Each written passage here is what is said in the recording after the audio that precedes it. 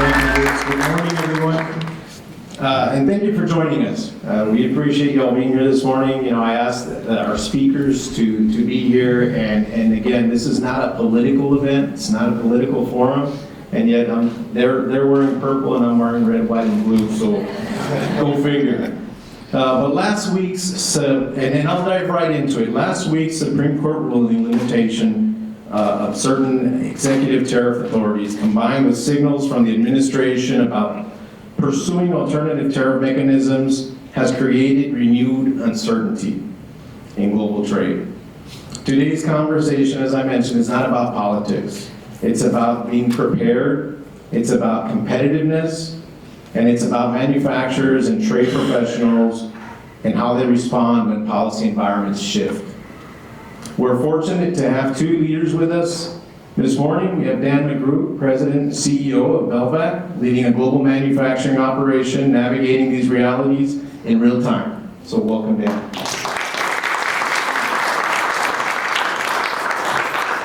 We also have Jorge Torres, President and CEO of Interlink Trade Services. Jorge is a U.S. customs broker, licensed, with decades of competitive experience. Welcome, Jorge. So let's begin with some clarity on what actually changed. And so my first question is directed to Jorge. From a trade compliance standpoint, what did last week's Supreme Court ruling actually change? Well, good morning, everyone. Thanks for coming.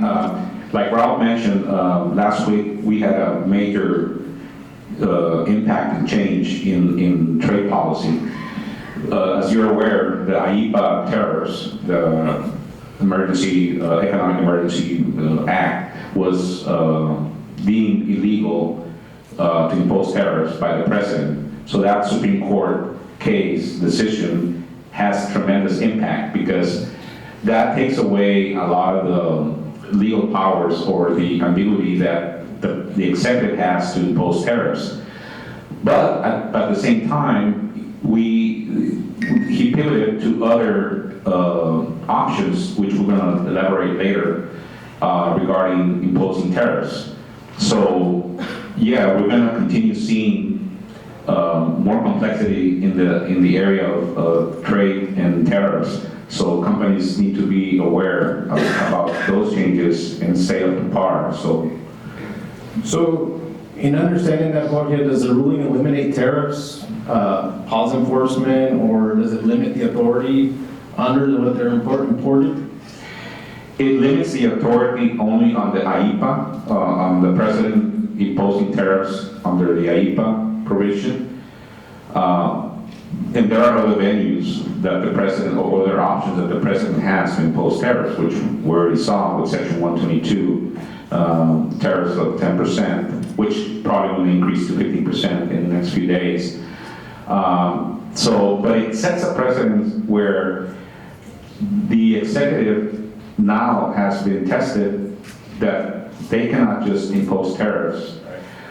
There are means that the executive has, but I'm pretty sure that those will be tested in the near future. So that kind of limits, a little bit. Well, and that leads into my next question. So the administration has indicated alternative pathways, that they can use and consider. Without speculating politically, what statutory mechanisms could they statistically be used? There are several mechanisms. For example, the one that he's using right now is Section 122, which is a quick fix based on the balance of payments. He can just impose those immediately. They're only for 150 days, up to 50%. If there's renewal for beyond the 150 days, Congress has to approve it. But that's a quick fix that he put so that they can think through what they're going to do next, which is within those 150 days, they're going to start evaluating options such as Section 232, which we already have for steel, aluminum, auto parts, and other products. Section 301, currently being used for China. And there's this Section 330A, which has never been used, but he might use that, and he can impose up to 50%. So it's not the end of the road for tariffs. I mean, be careful what we wish for, because, yeah, we got rid of AIPA, and that was very important from a legal precedent standpoint, but he still has other options to impose tariffs.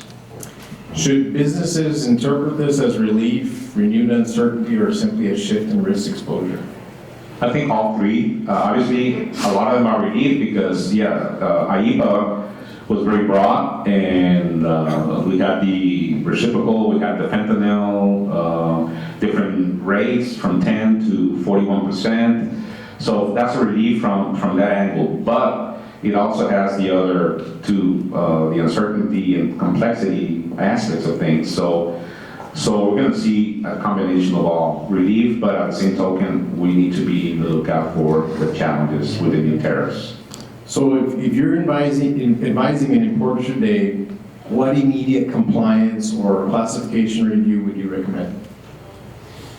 Well, I think companies, and this is something that we have been recommending since Liberation Day last year. I mean, companies, they need to make sure that trade compliance and the trade policies that we have right now are an integral part of the company strategies, growth strategies. So they need to ensure that they have the proper information and planning to be able to survive and adapt to those changes.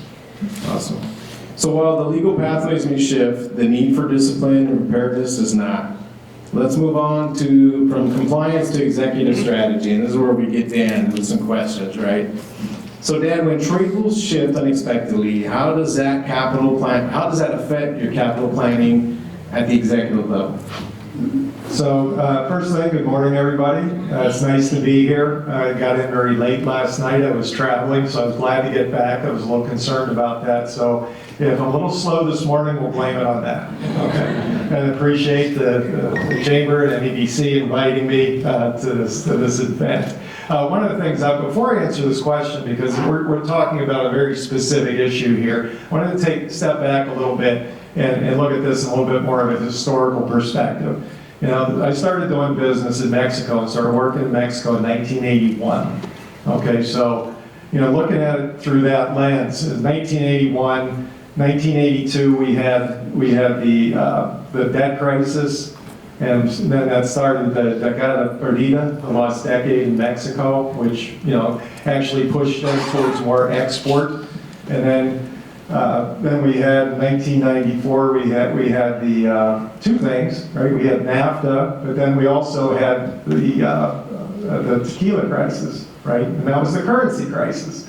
Then the 97, 98 was the Asian crisis. The Asian tigers melted down. That had some impact on us in the industry. 2000, we had the .com, but then also the biggest impact in the industry and the region probably is China joined the World Trade Organization. At that time, China economy was twice as big as Mexico's. Now it's 10 times as big as Mexico's. So then, of course, we had the 2008, we had the Great Recession, and then locally here, 2009, probably 2012, we had a lot of security concerns. Then then we had a nice period there. It was really great. GDP was like 2.5%. Inflation was low. Interest rates were low. That was a great period. And then we hit the COVID.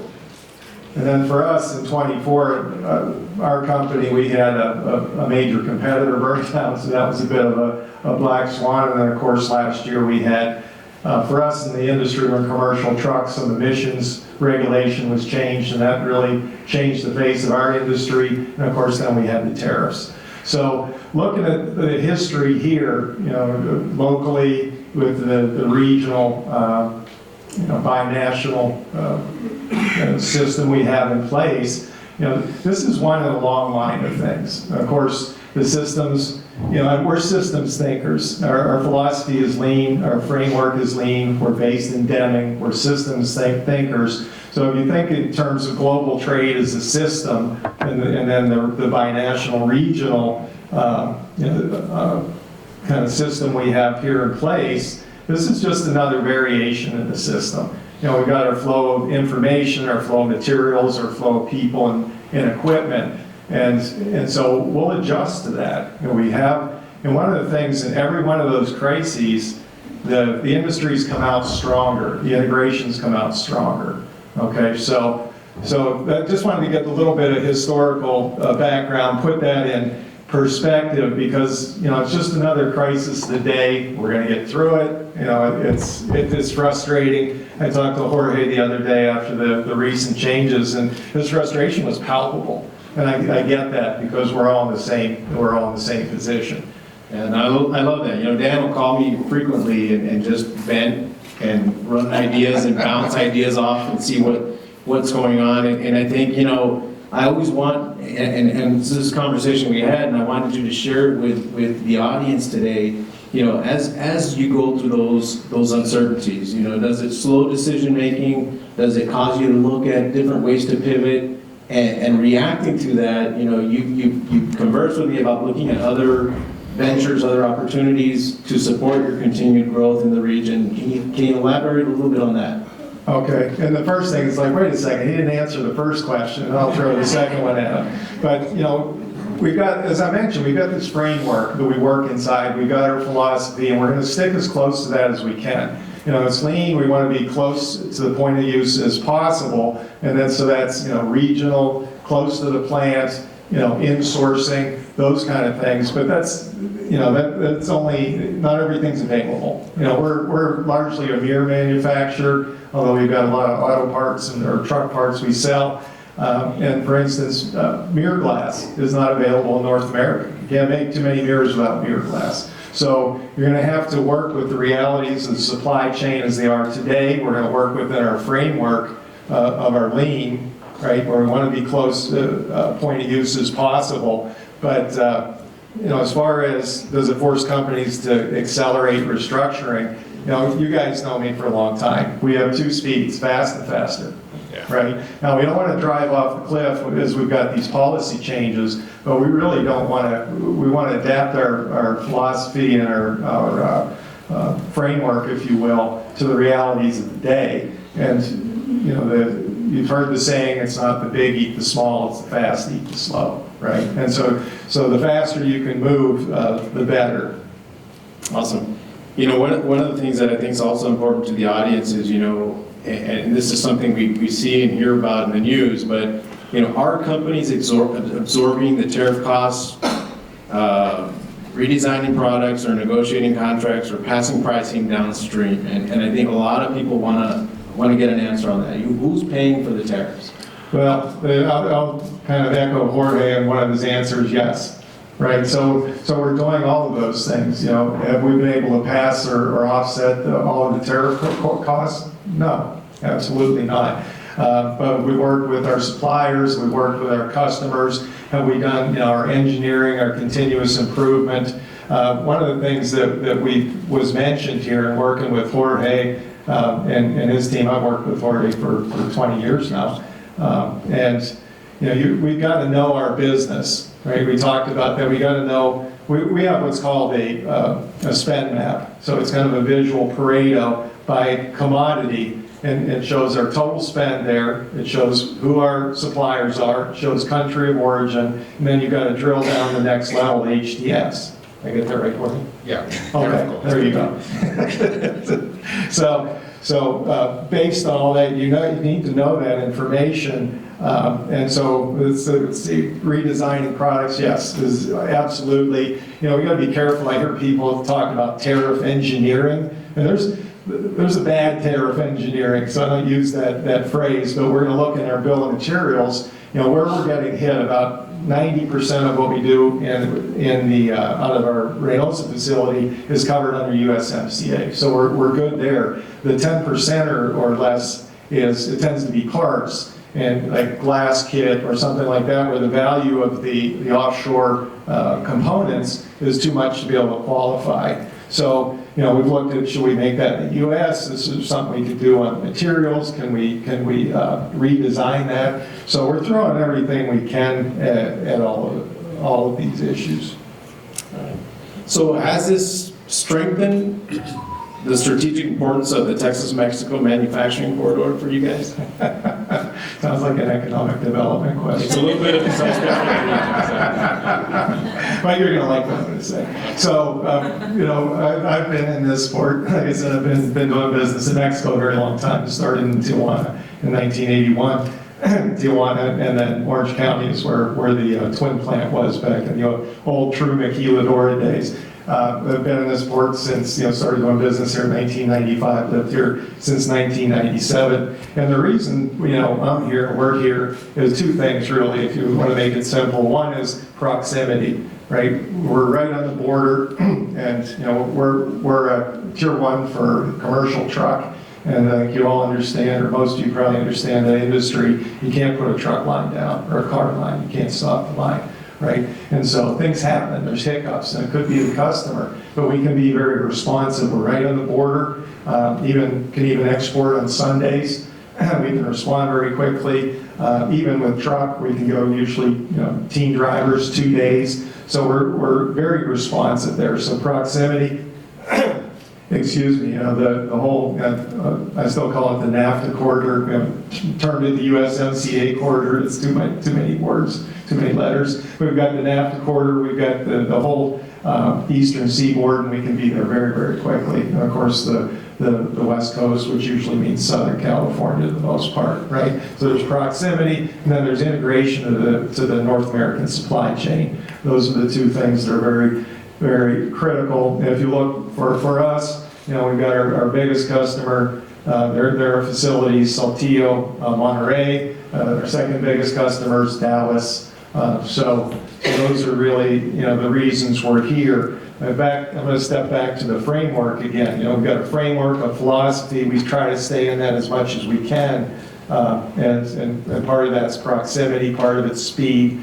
It's not, if you look back, sorry, I'm going to get historical on us again, but if you look back to China in 2000, that's labor arbitrage, right? That's really what they were looking at. Who's got the cheapest labor, and we're going to chase that around. Now it's still China plus one or whatever. But really, I think the most effective method of doing that is we got to look at total cost. We got to look at total cost. We got to look at customer specific requirements. And part of that in say commercial truck or some of these key industries, you've got to be responsive, you've got to be quick. It could be on them. I get those calls all the time. Hey, we've had an inventory discrepancy. We need this by tomorrow, right? That's not on us. And if we can't respond to that, then they start looking, well, geez, do we need a second supplier? Do we need something else? But because this isn't working, they kind of forget that they had the inventory discrepancy. They just know they have a problem, and we need to be able to solve it.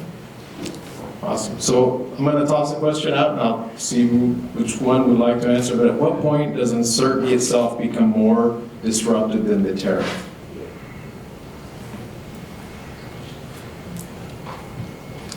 I think uncertainty is not a good thing for business.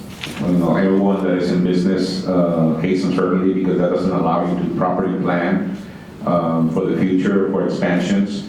So right now, I think the uncertainty is becoming heavier than the tariffs, because I had conversations with customers saying, okay, let the government tell us if it's going to be 10%, 15%, 20%, okay, we'll deal with it. We'll work it out. Like Dan was mentioning, you work with your suppliers, you work internally for efficiencies, you work with your customers. So we do kind of spread out, going back to the question on who pays the tariffs. It's not the exporter per se 100%, but it's spread out. Pretty much we try to, companies try to accommodate those tariffs, so they don't have a big impact. But having the certainty of, okay, is this it? Is 10% it? Okay, let's move on. Let's focus on, we know that's going to be 10%, so we'll work it out. So yeah, I think right now the uncertainty of having all these executive orders, all these changes, 10% today and 50% tomorrow, and then later in a couple of months we're going to have 301 for Mexico at 20%, and so that uncertainty doesn't allow companies to properly plan. So that's my take. Before we started this morning, you talked a little bit about just the clarity of understanding of what's being impacted, and something as simple as truck crossings. you mentioned earlier. Can you touch a little bit on that for the audience? Because I think that gives you a perspective of what industry is thinking and what's being interpreted, right? So I want to make sure you kind of get a feel for what he's seeing on an everyday basis. And for the companies that are here today, he does a lot of free consulting, just an FYI. He loves that. He has time. He's available 24 hours. So feel free, but it's good information. Yeah, one of the things that I've been stressing for the last year is for companies is to get the information from reliable sources, reputable consultants, there's attorneys, custom brokers, associations, because sometimes the mainstream media, the press, and I see there's press, but it's nothing against you guys, but sometimes the information they put out is not validated. There's that example that we were talking about. In November, they imposed Section 232 tariffs on trucks, on the importation of trucks, and heavy trucks and parts for heavy trucks. I started getting all these calls, it's like, okay, so they're telling me that now every time I cross a truck, I'm gonna have to pay a tariff. It's like, no, it's not on the grades or the crossings themselves that you're gonna pay. It's if you import a truck for consumption, that's when you're gonna pay that tariff, not every time the truck crosses. Maybe some of your trucking companies, not I'll tell you, hey, I'm going to charge you a surcharge because of the tariff. No, that's not the purpose. So misinformation is out there, which increases the uncertainty. So make sure, again, information that you get is solid and valid. Awesome. And I'd say that, we need to understand that uncertainty now is structural. And so, we've got to have the teams in place to be able to respond to it. I really look at the capabilities of the team, and we drive that. We have our own Mexican broker on staff, and Emex companies. I don't know if I still have the current numbers, but out of the thousands, there's only like 50 that have their own broker. I said, we're not a huge company. So, but it's that kind of capability that we need. One of the things we had talked about, and we had a little pre-discussion, like I said, I'm not over-prepared for this by any means, but we did have a little bit of a pre-discussion. We talked about the cost of the company and the tariffs and refunds and all that, and some of the things we probably want to stay away from here. But it's the cost of the company. I looked back at last year, it's the opportunity cost. The tariffs, the significant expense, but the opportunity cost and all the time that we spent, we spent probably the first 3 months, February on, daily meetings, the team responded to this, understanding what it meant. We had to halt our offshore supply chain and our aftermarket parts business at one point. So, I look at all the time and effort that was spent on continuous improvement, it was spent on, value engineering, if it was spent on, working on the company. That was a huge impact last year. So, Jorge, should companies revisit HTS classifications immediately? Yes, they need from a trade compliance standpoint and to be able to understand the impact of tariffs, yes. They need to do a thorough analysis of the tariff classification, which means every commodity has a specific number, which is a tariff code, because as we move along with the new tariff provisions, a lot of those are going to be on a commodity basis. So you need to understand if they impose Section 232 tariffs, Section 301 tariffs, if one of your commodities it's under those, what's the financial impact and what do you need to do to minimize the financial impact of those tariffs. So most definitely, you need to continuously analyze your products, evaluate your tariff codes, and ensure that you have the right tariff codes so that you can have a good picture of what's coming for your company. Well, let me follow up on that, Ralph, because it's really important. I think you had talked about, if you're doing business in the region, you better be, have this as part of your strategy. I worked with Jorge in 2006, starting a business, right? And we put a tremendous amount of work in that before we even got started. We got binding rulings out of New York, so the local people had, this is it right here. Here's the HTS. And so keeping all that information, first of all, getting it right in the first place and then keeping it current. I mean, we're doing an audit right now and doing a complete audit on our import-export just because we need to do it, not because of related to some of these current events, but it's, it's foundational. You know, we have the McAllen Foreign Trade Zone, we have the Foreign Trade Zone at the Port of Brownsville. What roles or opportunities exist with foreign trade zones in this current environment? Yes, right now with the tariffs, a lot of companies are looking to defer tariffs or not pay tariffs. So using mechanisms such as foreign trade zones, bond warehouse, in-transit movements, which allow you to not enter goods into the U.S. commerce and pay those tariffs, are very key, because if you're, for example, if you're importing a product from Mexico, that it's going to be eventually exported outside the North American region, you can put it in a foreign trade zone or a bond warehouse and then export it out, and you're not going to pay those tariffs. So you have the duty deferral and then the duty avoidance. So those duty deferral mechanisms are becoming more and more common and more used by companies. And Velvac, for example, it's they use bond warehouse a lot because they receive a lot of components from the Far East, which allows them to not pay those tariffs and then export to Mexico and then bring it back as a USMCA product. And so those mechanisms are of great help to minimize. Sorry, that's a trade secret, right? And I was going to say, it's funny that you mentioned that, but who should companies be, reaching out to for those type of questions? Is it their compliance officer on site? Is it a corporate compliance officer? Is it their import-export representative? Well, if the company has a trade compliance officer, obviously they need to look into it. But there are trade consultants, attorneys, there are custom brokers, so everyone can help them define if a duty deferral program such as foreign trade zones or bond warehouse are viable for that company. So yeah. Yeah, no, and I appreciate Dan your feedback. When you guys started a project in 2006, looking at everything from the start to understanding how those commodities are going to be imported or exported out of the country.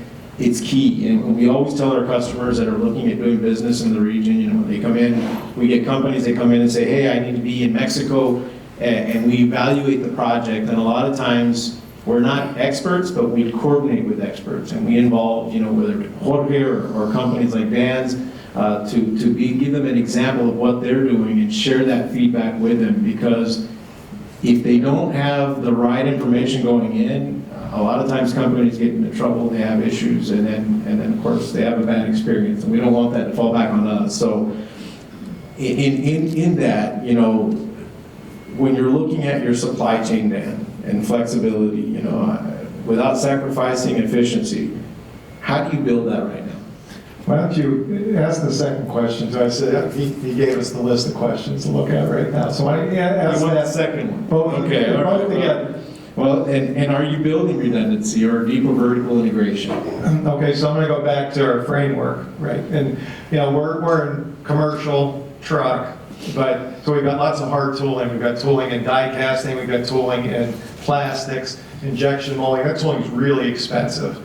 And so, redundancy there, the customer's not going to be willing, it's customer-owned tooling, they're not going to be willing to pay two sets of that. So as far as redundancy goes, you're not going to create redundancy there. So we're using our lean, our lean framework, using process flow analysis, we're going to look at where those points are in risk and risk mitigation. When you talk about redundancy, back to, say, Dr. Deming, if you have two suppliers, you say, okay, well, great, I'm gonna have two suppliers, so I'm gonna mitigate my risk. Well, you also have two process variations then as well, right? And you've got more complex, ordering from this, ordering from that. So you have to be very smart about how you do that. I think a big part of that is identifying your whole process flow and seeing where your risk points are, and deciding with each one of those key risks, how are you going to mitigate it? So, to both, if tariffs expand under alternative authority, which sectors are most exposed? I will say it's going to be the metal sector, aluminum, steel, copper, the automotive sector, including heavy trucks. Those are the two that will be heavily impacted, continue to be heavily impacted. But again, there's different options that the president has. Some of them will be sectorial, like, by commodity, but there's also going to be like the 301s and the 338s, which are going to be pretty much by country based. So the exposure is all by the country, so it's not only the products. Yeah, products, we already mentioned, those are, we've seen from the historical past, that those are being impacted, but we need to look at the countries as well. So also, go ahead, sorry. Oh, I was just going to keep it simple and say, all of the sectors I'm involved in. Of course. So, real quick, what are the You think that's funny? what are the top 3 questions companies should be asking their trade advisors right now?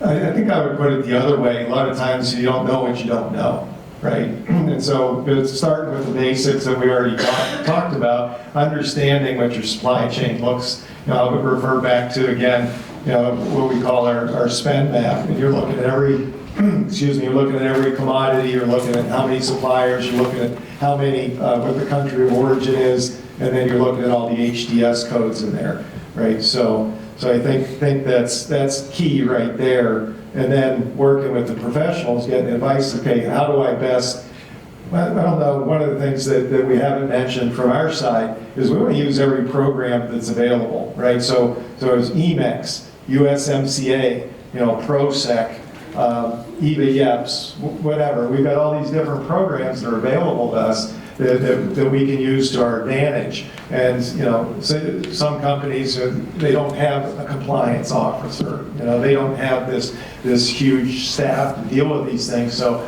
we really need to rely on our professionals, our consultants, our brokers, our attorneys on both sides. So I think that's key.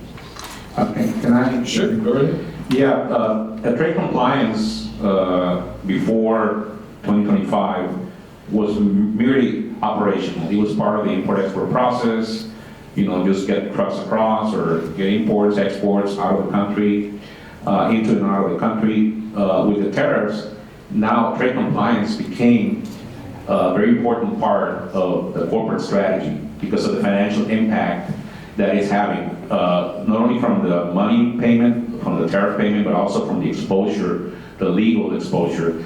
So we've seen, which to me that's great, that finally, some things happen for a reason, and now we're seeing the corporate executives like Dan, for example, they're very interested. We've always been very interested in trade compliance, but a lot of companies now want a lot of information from brokers, right? Import custom brokers. They want part number level detail. They want to analyze tariff codes, country of origin, if you qualify for USMCA.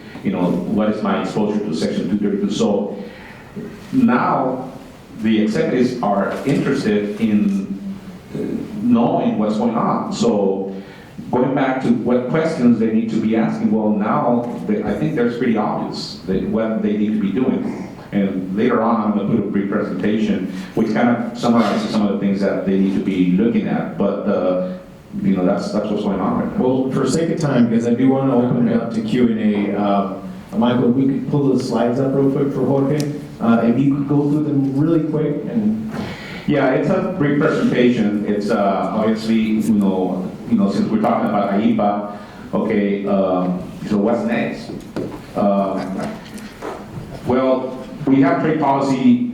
It's going to remain tariff focused, and like we mentioned, the president can implement other tools to replace IEEPA. And again, for businesses, monitoring and compliance might get harder because we have multiple tracks, timelines, exclusions, all things that we need to be analyzed. And again, what can replace IEEPA? Well, we mentioned Section 122, Section 232, Section 301, Section 338. I'm not going to get into the details. Right now we have Section 122, which can go up to 15%, and it only lasts 150 days. But yeah, those are the options that the president has. I'm going to get into detail. We have obviously this presentation, and I'm more than happy you can share with the audience here. Well, this goes into details. Okay, what Section 122 does is more of a balance of payment. It was a quick fix, so it was implemented on the 24th, a couple of days ago. Next. Section 232 is more on national security. We already have it. We have it for aluminum, steel, auto parts. It's more of a protective tool, and it can be long-lasting. 301 is for fair trade. We already have it for China. It's more targeted and structured tariff tool.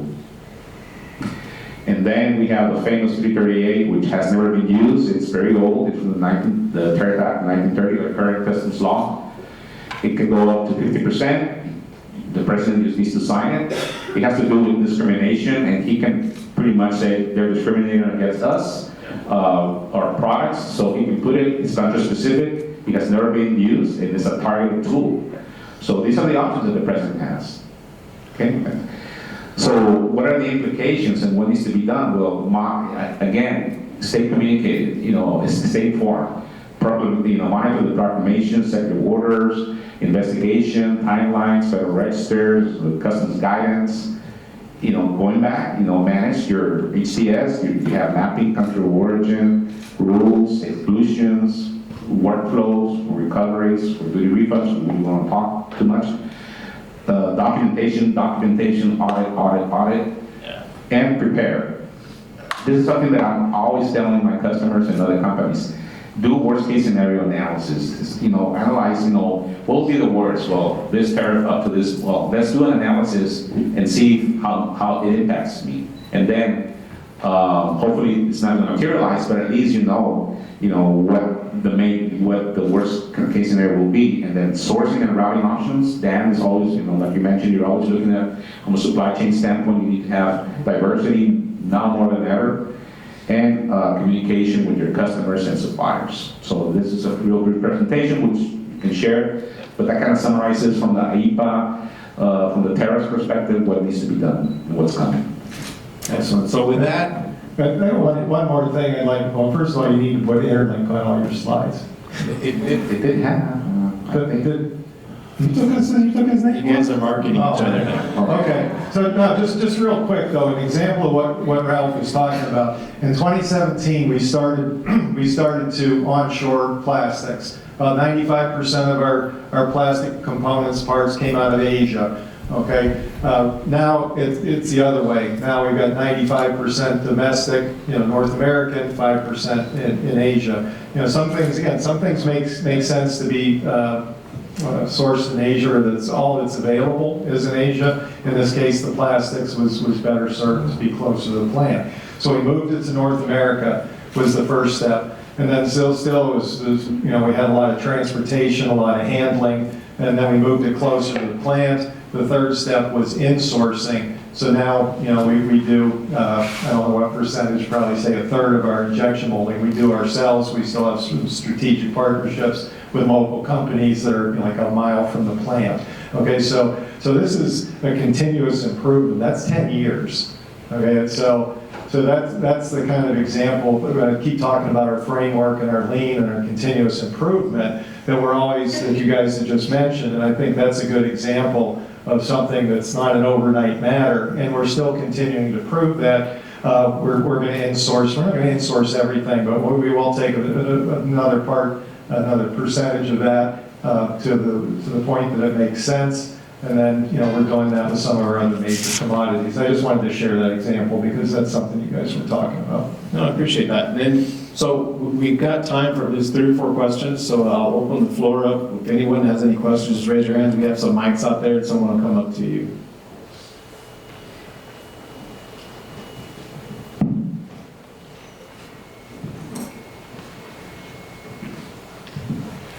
Thank you for this great talk. What are the expectations for the negotiations on the USMCA that is coming this year? I knew it was. Well, as we all know, the sunset clause for USMCA is for the review, or I call it renegotiation more than a review. It's coming on July of this year. USMCA, it's valid for 16 years, so the 6-year sunset clause is this year. So again, you know, there's a lot of speculation of what's going to happen. Obviously, there's 3 things that can happen. One is they'll continue with it. 2, they're not going to agree this year with all the terms, which if that happens, it's very likely it's not the end of USMCA. If they don't agree, so what happens is they're going to go on a yearly basis to review. And if they don't agree, then the 16-year period, which is 2036, that's when it's going to expire.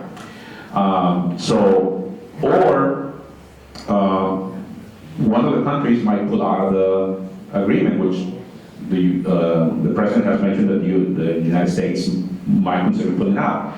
It doesn't happen overnight.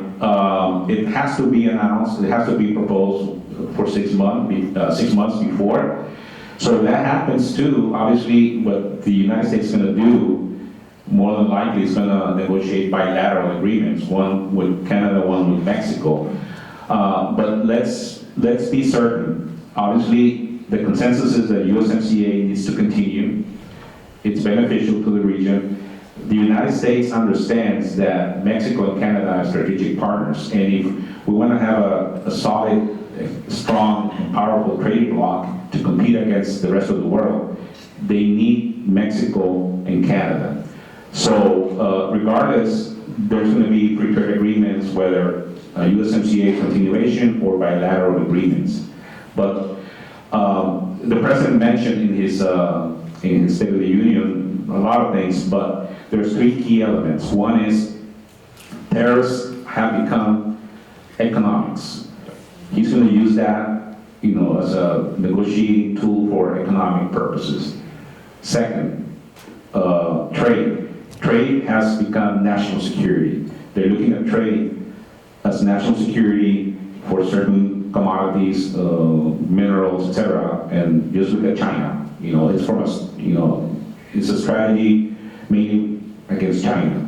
So they're going to use trade to ensure that there's national security. And the third one, which is the one we're talking about right now, the continuity of USMCA, he kind of sent a message, very hidden, but he said, you know, we're gonna, in order to be, the U.S. to be strong, we need our partners, and most importantly, Mexico. Yeah, we always forget about the Canadians, but yeah, so I do see continuity, whether it's as a whole, with more restrictions, obviously higher regional value content, you know, labor issues, etc. I'm not going to get into details, but there's going to be continuity. Any other questions?